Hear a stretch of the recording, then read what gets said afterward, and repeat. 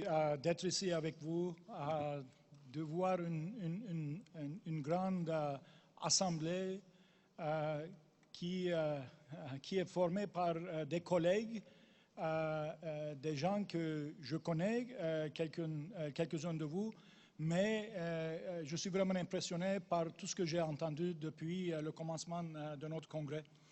I cannot explain to you how happy I am, but also I'm not gonna hide. When this is all over, we'll feel really relieved.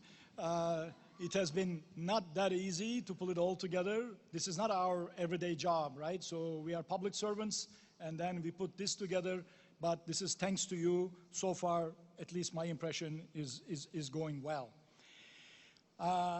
So the topic, as you know, is something what I would call we'll love to hate. Technology, what it is doing to us. I'll give you a few brief opening remarks, and then I will introduce my colleagues in this order, one by one, as their turn comes. So I'm hoping that you know many of them, probably most of them already. However, just in terms of my little few words of context, I'm going to start with a reference to a scholar whom I respect a lot. It's Yuval Noah Harari.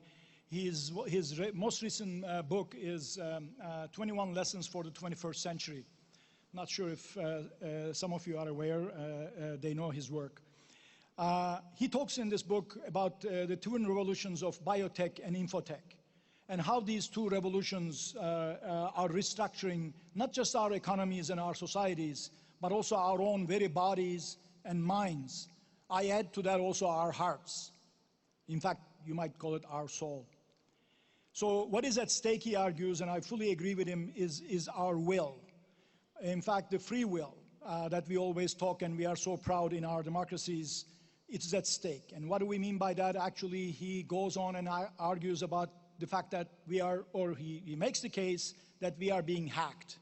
We are being hacked on an everyday basis. What does that mean? Just before you alarm yourselves. Given the current technologies, for the first time ever in history, in human history, we have machines and we have algorithms. And I'm looking at my colleague, Omar, right there, our Director General Digital Policy. We have algorithms that know us better than we know ourselves.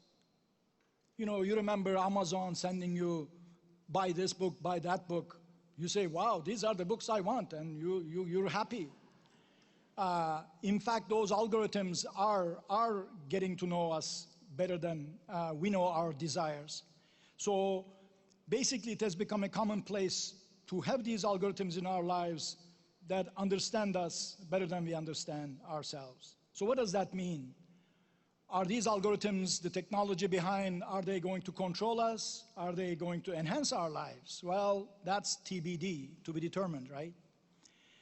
So one more thing to put on the table is that I don't think, and I think Harari also argues in the same way, that this is not a technological crisis necessarily. Actually, in fact, all these technological changes are triggering a philosophical crisis in terms of what does it mean to have human agency, individual free will in this age. So the panel is going to discuss, and I'm very proud, in fact, I feel privileged to be among them, the speakers. You will see in a second, and I know that you will agree with me. They will talk about the use, misuse perhaps, and abuse a little bit.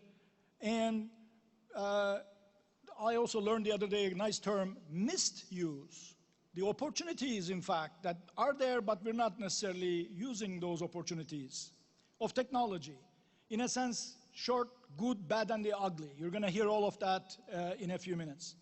The good we heard, I don't know if Chris is here, Chris Friesen yesterday, he talked to us about this wonderful, how he's leveraging in Vancouver, in BC, corporate help. He called it social capitalism, where the IT resources are being used to enable refugee lives. But you know what else also happened when he was giving that good message? In fact, you, the audience, was already jumping onto the Slido and asking questions. Some of you started asking, well, what's happening in terms of potential misuse of private information? How are you controlling that? We didn't get to that question, but it was on the Slido list.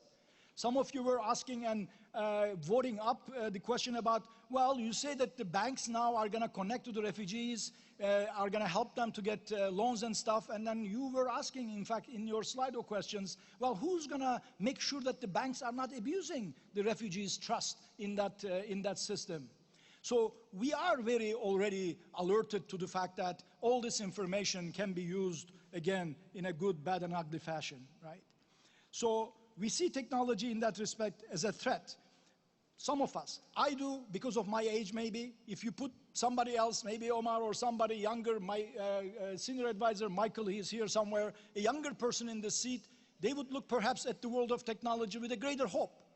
Given my background, my biography, where I come from, everything else, I am a little more suspicious of it. But we see it, I see it as a threat to privacy, liberties, human rights. I see it as a weapon of control. I gotta be very honest. We often have this feeling, I say to myself, it's as if we are perpetually in the same year, and the year is 1984. It's not changing, the calendar is the same. Every year is 1984. And I fear that. I fear it because I know evidence-based that's happening around. So the state now, the states, I shouldn't single out anyone, waiting to rewrite the truth. That the truth is being rewritten every day. And erasing our memories.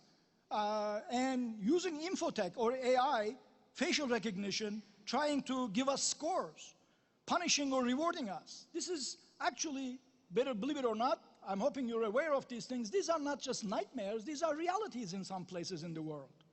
So how do you really embrace technology? And that's why looking at my colleagues, they're going to help me to become more balanced in my kind of a posture, if you will. And that's the promise they gave me. This is the promise of technology, not the migration one. So I want to come out of this conversation a little more balanced, and I want to have it in such a way that I don't feel like I'm living in not only in 1984, but also for those who are familiar with in Michel Foucault's Panopticon, the old prisons and the schools and whatnot of 19th century. Now almost is becoming like the technology and the AIs and algorithms. We are just basically being watched all the time, and under all those observations collected, people knowing us better than we know ourselves. So enough said, and perhaps I hope I kept my promise. I confused you enough. I hope my panelists